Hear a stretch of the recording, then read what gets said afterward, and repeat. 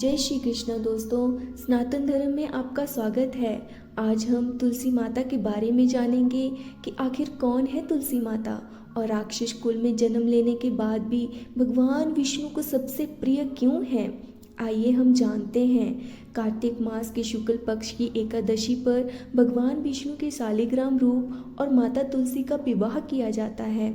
कई लोग द्वादशी तिथि पर भी तुलसी विवाह करते हैं। तुलसी भगवान विष्णु को अति ही प्रिय है। तुलसी के बिना भगवान विष्णु भोग स्वीकार नहीं करते हैं। तुलसी पूर्व जन्म में एक लड़की थी जिसका नाम वृंदा था, जिसका जन्म राक्षस कुल में हुआ था। आगे हम जानते हैं कि राक्षस कुल में जन्म लेने के बाद भी तुलसी भगवान को क्यों इतनी प्रिय है। तुलसी एक पौधा है जो पूर्व जन्म में एक लड़की थी जिसका नाम वृंदा था।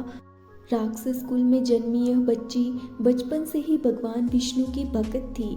जब वह बड़ी हुई तो उनका विवाह राक्षस कुल में ही दानव राजा जलंधर से संपन्न हुआ। राजा जलंधर समुद्र से उत्पन्न हुआ था। वृंदा बड़ी ही पतिव्रता स्त्री थी, सदा अपने पति की सेवा किया करती थी। एक बार देवताओं और दानवों में युद्ध हुआ। जब जलंधर युद्ध पर जाने लगे तो वृंदा ने कहा, स्वामी युद्ध पर जा रहे हैं, आप जब तक युद्ध में रहेंगे मैं पूजा में बैठकर आपकी जीत के लिए अनुष्ठान करूंगी। जब तक आप नहीं लौट आते मैं अपना संकल्प नहीं छोड़ूंगी। जलंधर तो युद्ध में चला गया और वृंदा व्रत का संकल्प लेकर पूजा में बैठ गई। उसके व्रत के प्रभाव से देवता भी जलंधर को हरा न सके। सारे देवता जब हारने लगे तो विष्णु जी के पास पहुँचे और सभी ने भगवान से प्रार्थना की। भगवान बोले, वृंदा मेरी परम भक्त है, मैं उससे छल नहीं कर सकता। इस पर देवता बोले कि भगवान कोई दूसरा उपाय हो तो बताएं, लेकिन हमारी मदद ज़रूर करें। इस पर भगवान विष्णु ने जलंधर का रूप धरा और वृंदा के महल में पहुंच गए। वृंदा ने जैसे ही अपने पति को देखा तो तुरंत पूजा में से उठ गई और उनके चरणों को छू लिया। इधर वृंदा का संकल्प टूटा, उधर युद्ध में देवताओं ने जलंधर को मार दिया और उसका सिर काट कर अलग कर दिया।